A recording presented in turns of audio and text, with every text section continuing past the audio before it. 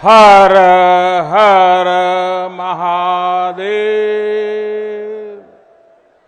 हर हर महादेव।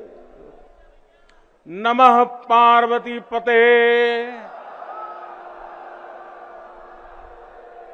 माता अन्नपूर्णा की, गंगा मैया की।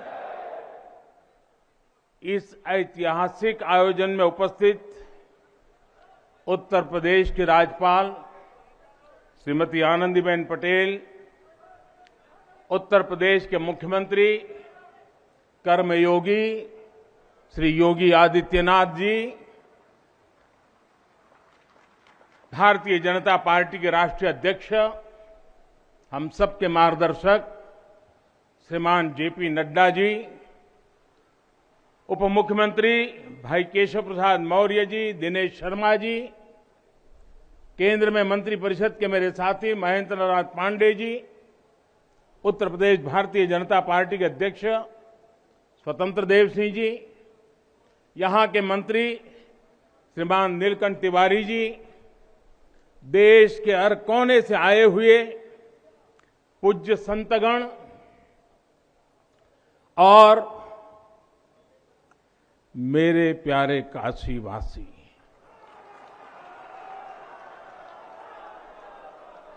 और देश विदेश से इस अवसर के साक्षी बन रहे सभी श्रद्धालु साथीगण, काशी के सभी बंधुओं के साथ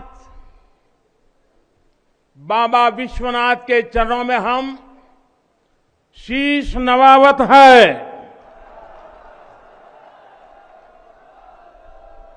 माता अन्नपूर्णा के चरणन का बार बार वंदन करत है। अभी मैं बाबा के साथ साथ नगर कोतवाल काल भैरव जी के दर्शन करके ही आ रहा हूं। देशवासियों के लिए उनका आशीर्वाद लेकर आ रहा हूं। काशी में कुछ भी खास हो, कुछ भी नया हो, तो सबसे पहले उनसे पूछना आवश्यक है। मैं काशी के कोतवाल के चरणों में भी प्रणाम करता हूं। गंगा तरंग रमणीय जटा कलापम, गौरी निरंतर विभूषित वाम भागम, नारायण प्रिय मनंग मदापहारम, वाराणसी पुरपतिम भज विश्वनाथम।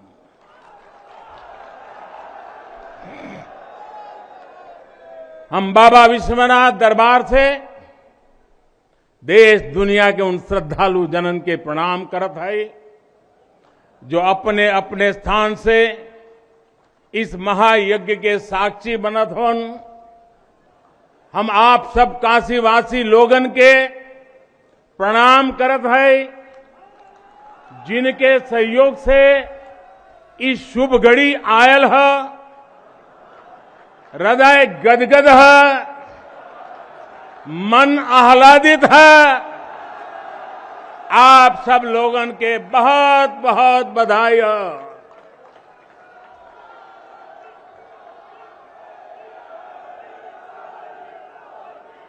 साथियों, हमारे पुराणों में कहा गया है कि जैसे ही कोई काशी में प्रवेश करता है, सारे बंधनों से मुक्त हो जाता है। भगवान विश्वेश्वर का आशीर्वाद, एक अलौकिक ऊर्जा यहां आते ही हमारे अंतर आत्मा को जागृत कर देती है। और आज तो इस चीर चैतन्य काशी की चेतना में एक अलग ही स्पंदन है। आज आदि काशी की अलौकिकता में एक अलग ही आभा है। आज शाश्वत बनारस के संकल्पों में एक अलग ही सामर्थ्य दिख रहा है। हमने शास्त्रों में सुना है, जब भी कोई पुण्य अवसर होता है तो सारे तीर्थ, सारी देवीय शक्तियां बनारस में बाबा के पास उपस्थित हो जाती है। कुछ वैसा ही अनुभव आज मुझे बाबा के दरबार में आकर हो रहा है। ऐसा लग रहा है कि हमारा पूरा चेतन ब्रह्मांड इससे जुड़ा हुआ है। वैसे तो अपनी माया का विस्तार बाबा ही जाने, लेकिन जहां तक हमारी मानवीय दृष्टि जाती है, विश्वनाथ धाम के इस पवित्र आयोजन के इसे समय पर इस समय पूरा विश्व जुड़ा हुआ है। साथियों, आज भगवान शिव का प्रिय दिन सोमवार है। आज विक्रम संवत 2078 मार्गशीर्ष शुक्ल पक्ष दशमी तिथि एक नया इतिहास रच रही है।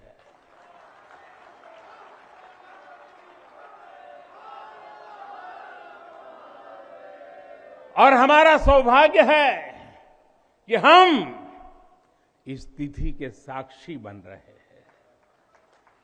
आज विश्वनाथ धाम अकल्पनीय अनंत ऊर्जा से भरा हुआ है। उसका वैभव विस्तार ले रहा है। इसकी विशेषता आसमान छू रही है। यहां आसपास जो अनेक प्राचीन मंदिर लुप्त हो गए थे, उन्हें भी पुनः स्थापित किया जा चुका है। बाबा अपने भक्तों की सदियों की सेवा से प्रसन्न हुए हैं, इसलिए उन्होंने आज के दिन का हमें आशीर्वाद दिया है। विश्वनाथ धाम का ये पूरा नया परिसर एक भव्य भवन भर नहीं है। ये प्रतीक है हमारे भारत की सनातन संस्कृति का। ये प्रतीक है हमारी आध्यात्मिक आत्मा का। ये प्रतीक है भारत की प्राचीनता का, परंपराओं का, भारत की ऊर्जा का, गतिशीलता का। आप यहां जब आएंगे तो केवल आस्था के ही दर्शन होंगे ऐसा नहीं है। आपको यहां अपने अतीत के गौरव का एहसास भी होगा। कैसे प्राचीनता और नवीनता एक साथ सजीव हो रही है, कैसे पुरातन की प्रेरणाएं भविष्य को दिशा दे रही हैं, इसके साक्षात दर्शन विश्वनाथ धाम परिसर में हम कर रहे हैं। साथियों, जो मां गंगा उत्तर वाहिनी होकर बाबा के पांव पखारने काशी आती है, वो मां गंगा भी आज बहुत प्रसन्न होगी। अब जब हम भगवान विश्वनाथ के चरणों में प्रणाम करेंगे, ध्यान लगाएंगे, तो मां गंगा को स्पर्श करती हुई हवा हमें स्नेह देगी, हमें आशीर्वाद देगी। और जब मां गंगा उन्मुक्त होगी, प्रसन्न होगी, तो बाबा के ध्यान में हम गंग तरंगों की कलकल का दैवीय अनुभव भी कर सकेंगे। बाबा विश्वनाथ सबके हैं, मां गंगा सबकी है, उनका आशीर्वाद सबके लिए है। लेकिन समय और परिस्थितियों के चलते बाबा और मां गंगा की सेवा की यह सुलभता मुश्किल हो चली थी। यहां हर कोई आना चाहता था, लेकिन रास्तों और जगह की कमी हो गई थी। बुजुर्गों के लिए, दिव्यांगों के लिए यहां आने में बहुत कठिनाई होती थी। लेकिन अब विश्वनाथ धाम परियोजना के पूरा होने से यहां हर किसी के लिए पहुंचना सुगम हो गया है। हमारे दिव्यांग भाई बहन, बुजुर्ग माता पिता सीधे बोट से जेटी तक आएंगे। जेटी से घाट तक आने के लिए भी एस्केलेटर लगाए गए हैं। वहां से सीधे मंदिर तक आ सकेंगे। संकरे रास्तों की वजह से दर्शन के लिए जो घंटों तक का इंतजार करना पड़ा था, जो परेशानी होती थी, वो भी अब कम होगी। पहले यहां जो मंदिर क्षेत्र केवल 3000 वर्ग फीट में था, वो अब करीब करीब 5 लाख वर्ग फीट का हो गया।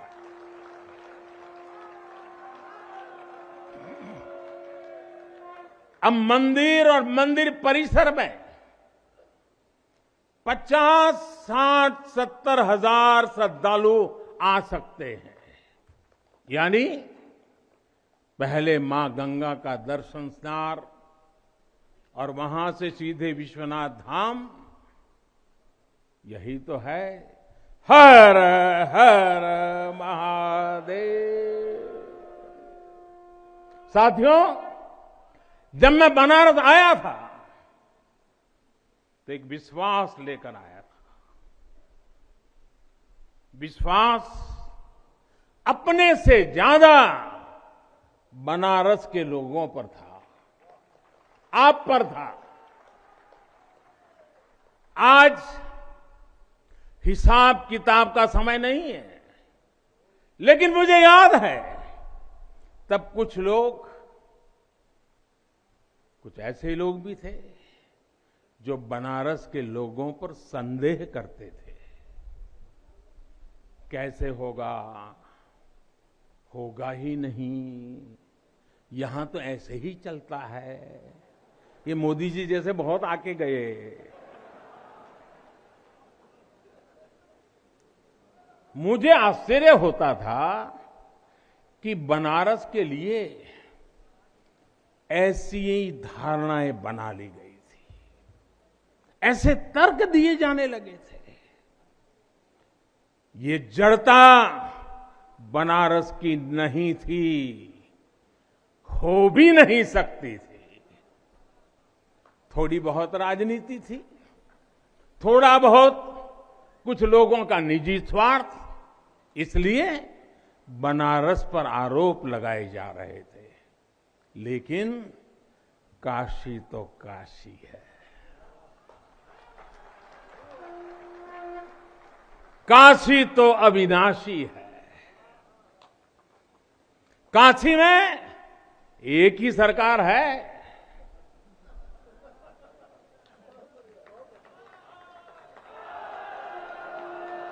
जिनके हाथों में डमरू है, उनकी सरकार है। जहां गंगा अपनी धारा बदलकर बहती हो, उस काशी को भला कौन रोक सकता है। काशी खंड में भगवान शंकर ने खुद कहा है, विना मम प्रसादम वै कह काशी प्रति प्रद्युत्ते। अर्थात बिना मेरी प्रसन्नता के काशी में कौन आ सकता है, कौन इसका सेवन कर सकता है। काशी में महादेव की इच्छा के बिना न कोई आता है और न यहां उनकी इच्छा के बिना कुछ होता है। यहां जो कुछ होता है महादेव की इच्छा से होता है। ये जो कुछ भी हुआ है महादेव ने ही किया है।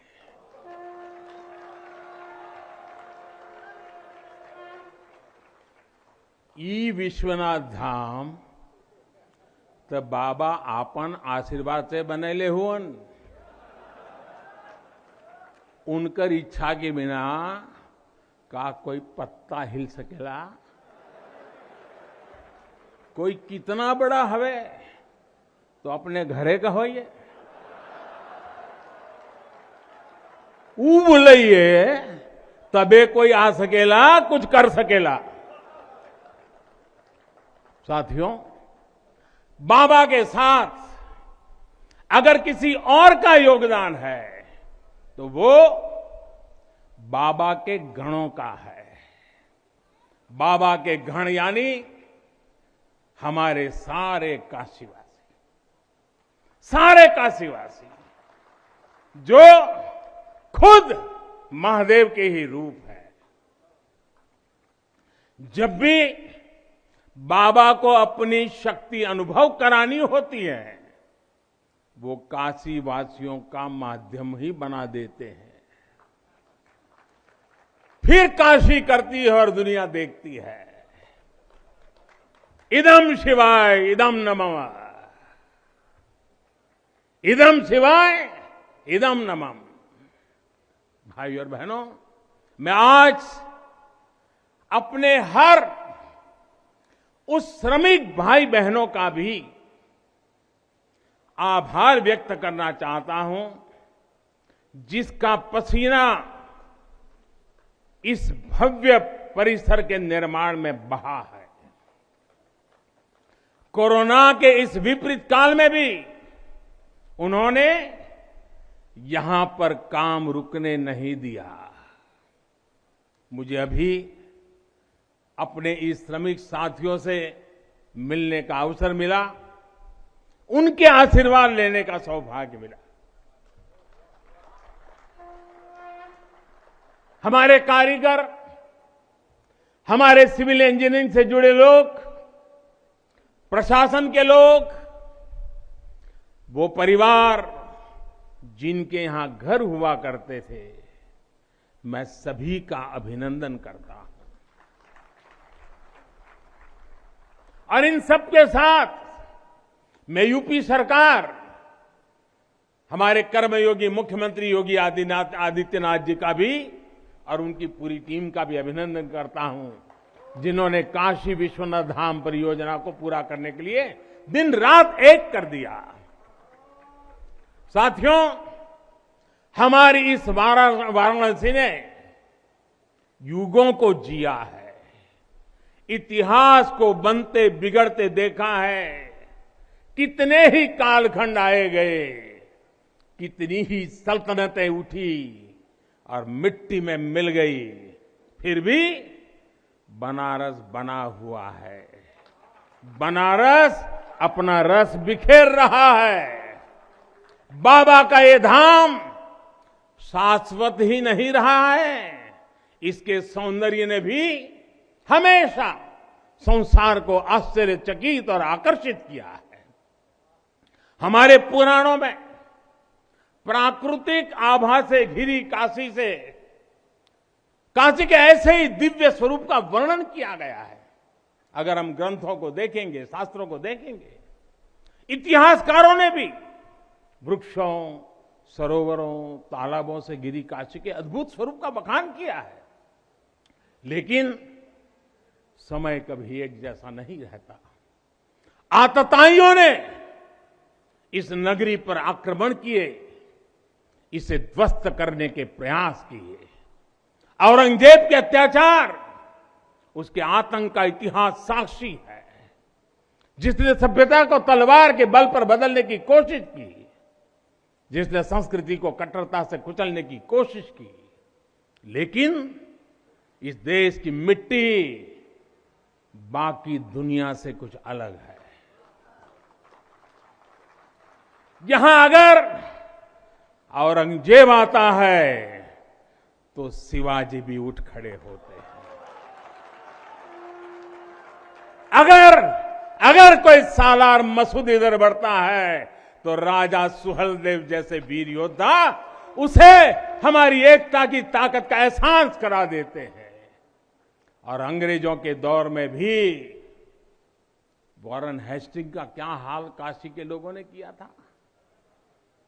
ये तो काशी के लोग समय समय पर बोलते रहते हैं और काशी की जुबान पे निकलता है, घोड़े पर हौदा और हाथी पर जिन जान लेकर भागल वॉरेन हेस्टिंग। साथियों, आज समय का चक्र देखिए, आतंक के वो पर्याय इतिहास के काले पन्नों तक सिमट कर रह गए हैं और मेरी काशी आगे बढ़ रही है, अपने गौरव को फिर से नई भव्यता दे रही है। साथियों, काशी के बारे में मैं जितना बोलता हूं उतना डूबता जाता हूं, उतना ही भावुक हो जाता हूं। काशी शब्दों का विषय नहीं है, काशी संवेदनाओं की सृष्टि है। काशी वो है जहां जागृति ही जीवन है। काशी वो है जहां मृत्यु भी मंगल है। काशी वो है जहां सत्य ही संस्कार है। काशी वो है जहां प्रेम ही परंपरा है। भाइयों बहनों, हमारे शास्त्रों ने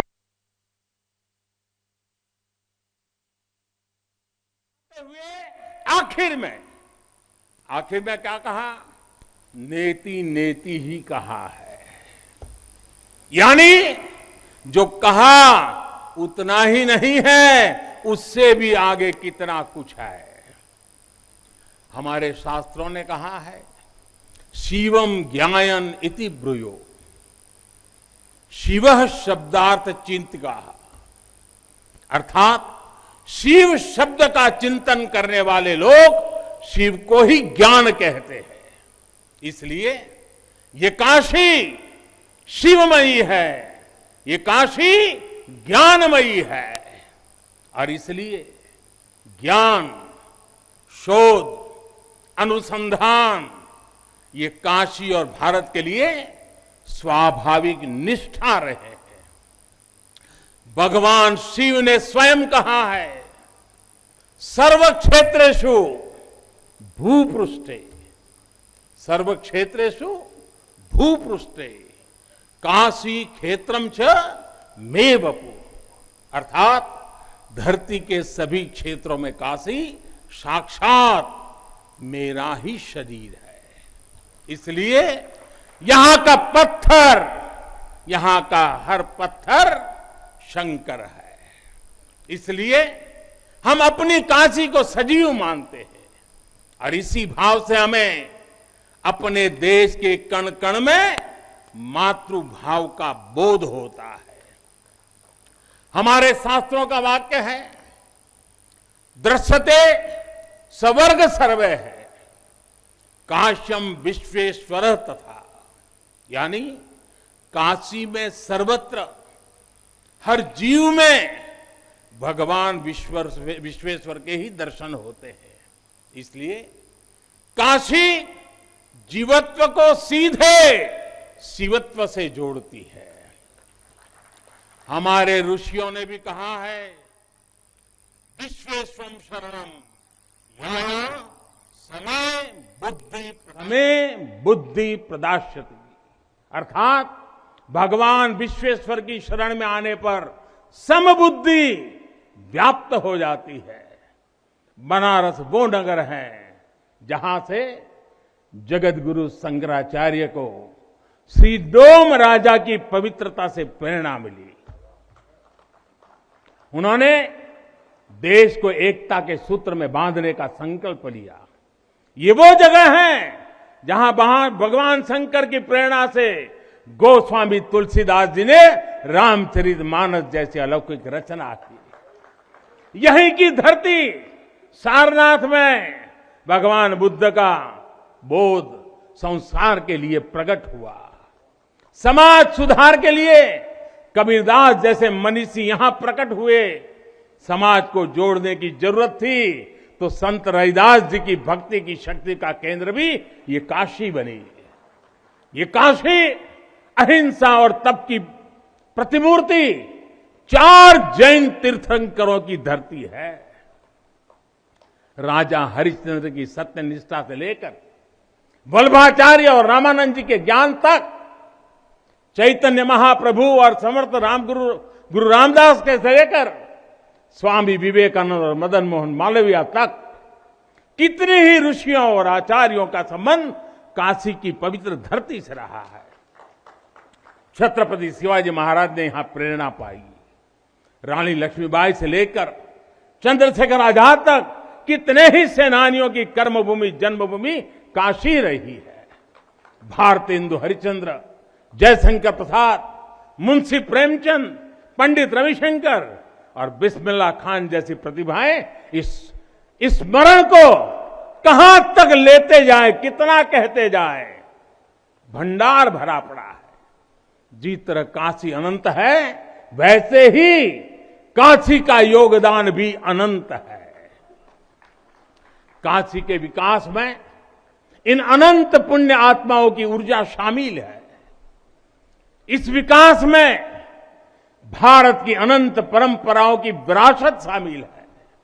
इसलिए हर मत मतांतर के लोग, हर भाषा वर्ग के लोग यहां आते हैं तो यहां से अपना जुड़ाव महसूस करते हैं। साथियों, काशी हमारे भारत की सांस्कृतिक, आध्यात्मिक, राजधानी तो है ही, ये भारत की आत्मा का एक जीवंत अवतार भी है। आप देखिए, पूरब और उत्तर को जोड़ती हुई यूपी में बसी ये काशी, यहां विश्वनाथ मंदिर को तोड़ा गया तो मंदिर का पुनर्निर्माण माता अहल्याबाई होलकर ने करवाया।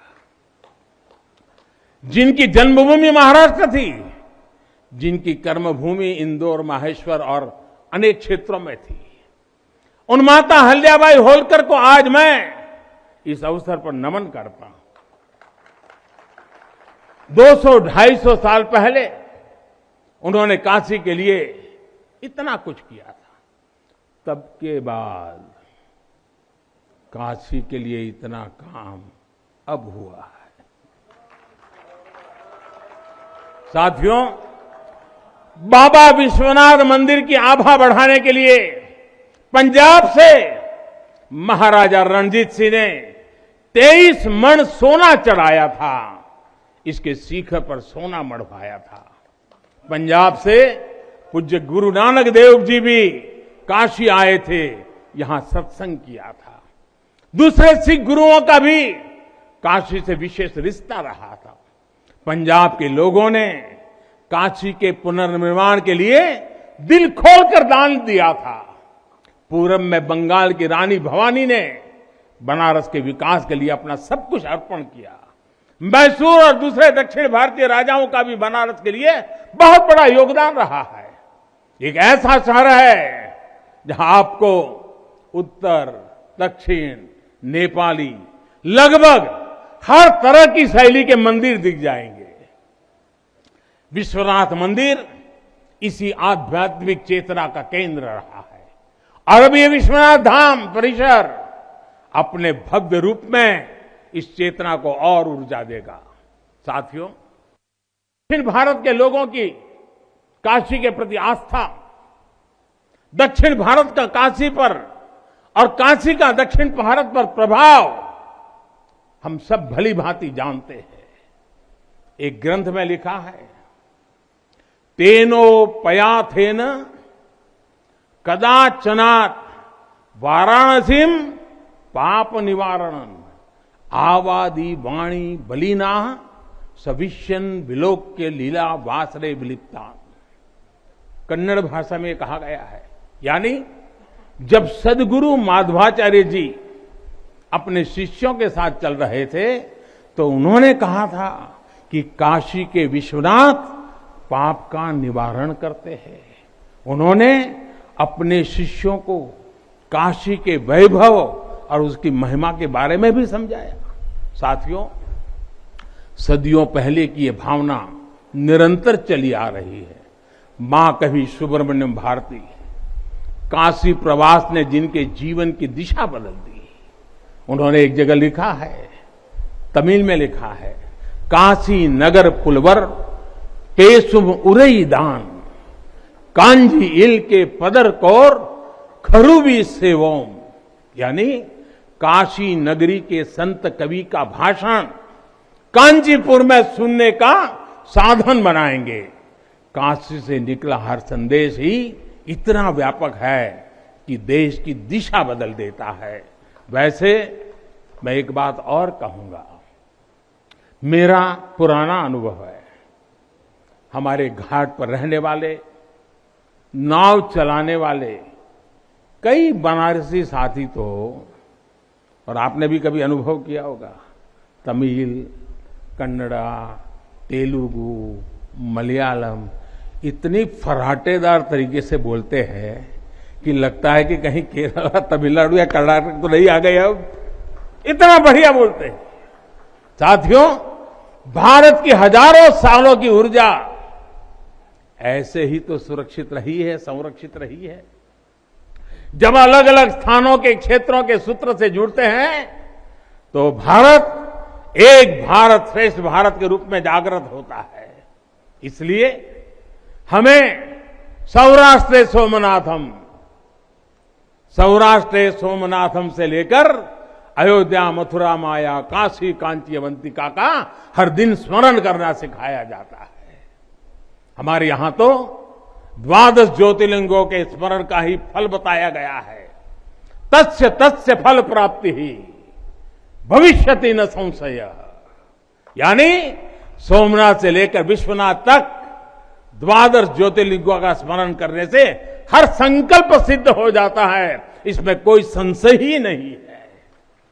ये संशय इसलिए नहीं है क्योंकि स्मरण के बहाने पूरे भारत का भाव एकजुट हो जाता है, और जब भारत का भाव आ जाए तो संशय कहां रह जाता है, असंभव क्या बचता है।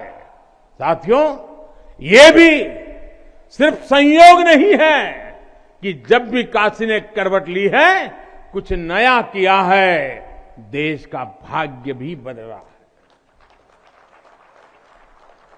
बीते 7 वर्षों से काशी में चल रहा विकास का महायज्ञ आज एक नई ऊर्जा को प्राप्त कर रहा है। काशी विश्वनाथ धाम का लोकार्पण भारत को एक निर्णायक दिशा देगा, एक उज्जवल भविष्य की तरफ ले जाएगा।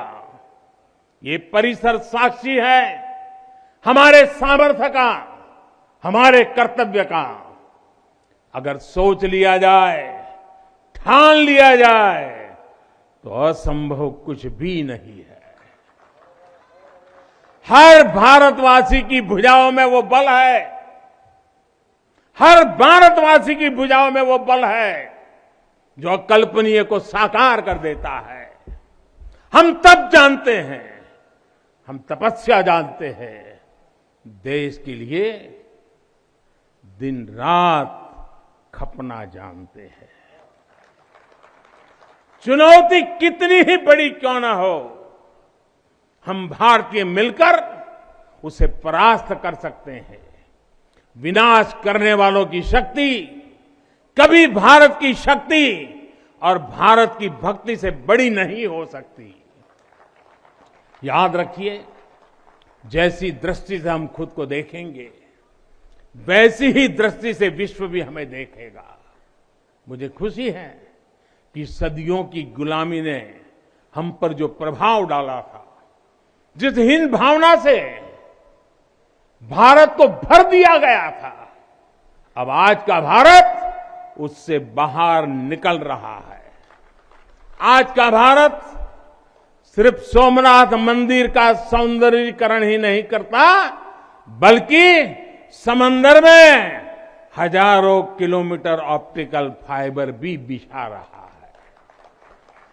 आज का भारत सिर्फ बाबा केदारनाथ मंदिर का जीर्णोद्धार ही नहीं कर रहा, बल्कि अपने दमखम पर अंतरिक्ष में भारतीयों को भेजने की तैयारी में जुटा है। आज का भारत सिर्फ अयोध्या में प्रभु श्री राम का मंदिर ही नहीं बना रहा, बल्कि देश के हर जिले में मेडिकल कॉलेज भी बना रहा है।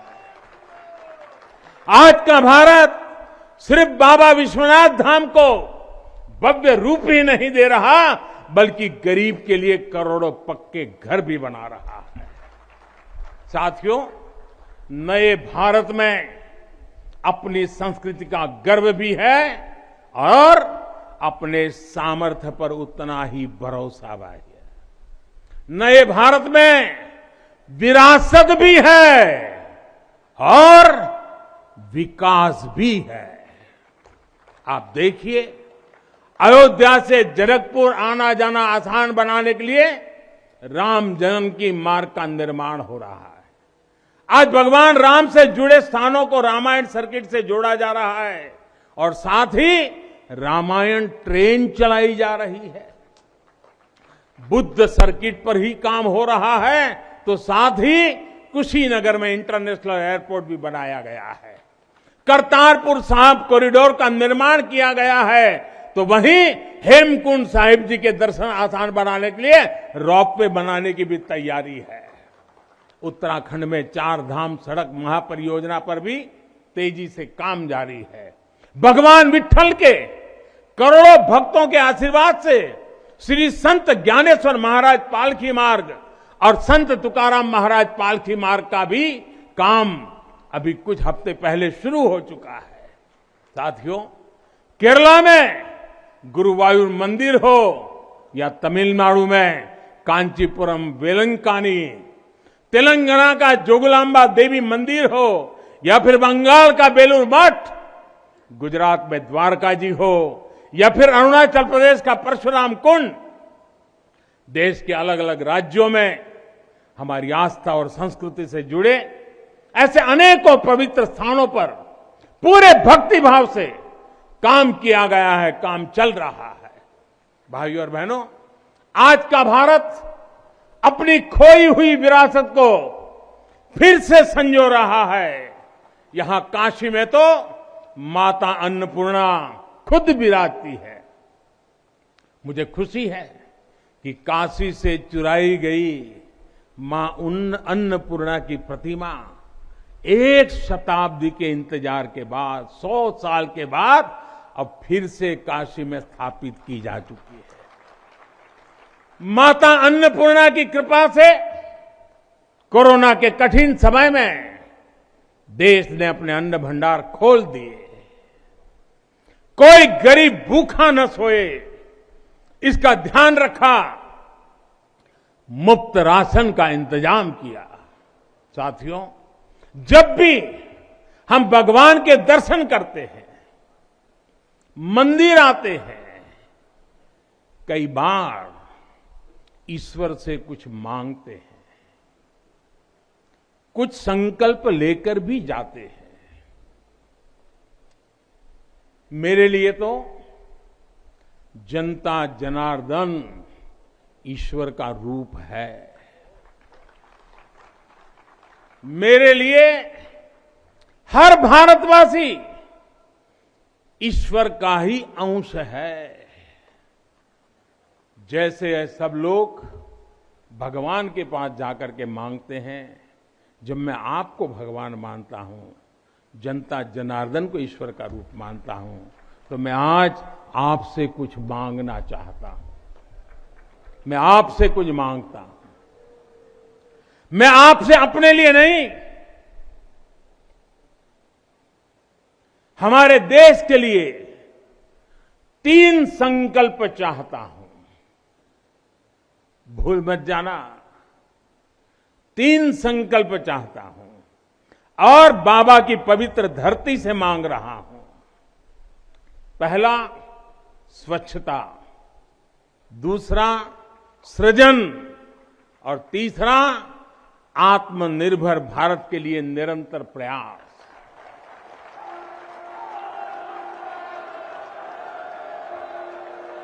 स्वच्छता जीवन शैली होती है, स्वच्छता अनुशासन होती है। ये अपने साथ कर्तव्यों की एक बहुत बड़ी श्रृंखला लेकर आती है। भारत चाहे जितना ही विकास करे, स्वच्छ नहीं रहेगा तो हमारे लिए आगे बढ़ पाना मुश्किल होगा। इस दिशा में हमने बहुत कुछ किया है, लेकिन हमें अपने प्रयासों को और बढ़ाने होंगे।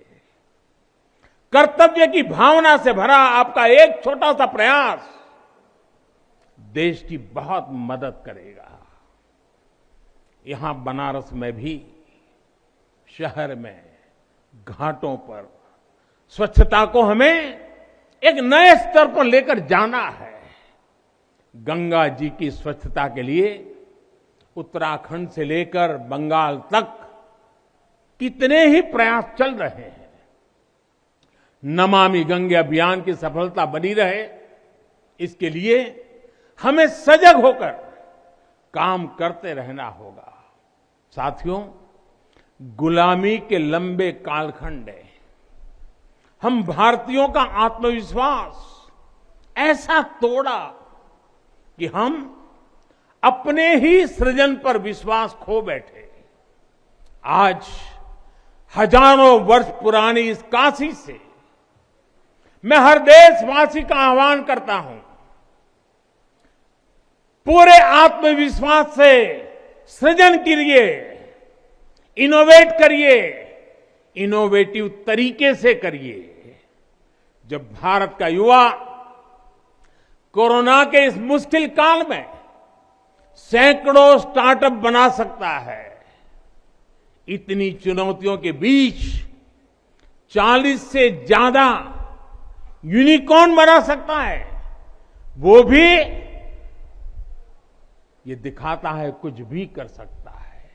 आप सोचिए, एक यूनिकॉर्न यानी स्टार्टअप करीब करीब 7-7 हजार करोड़ रुपए से भी ज्यादा का है और पिछले 1-1.5 साल में बना है। इतने कम समय में यह अभूतपूर्व है।